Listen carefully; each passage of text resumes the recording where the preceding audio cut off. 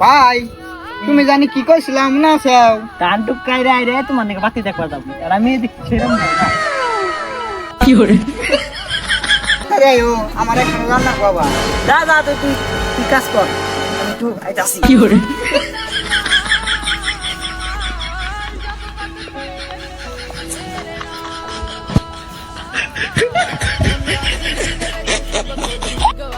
Nope. হ্যাঁ ভাই তাড়াতাড়ি আও আবার পাচ্ছি দেখবো জান রাখবো তুই গার আমি আইতাছি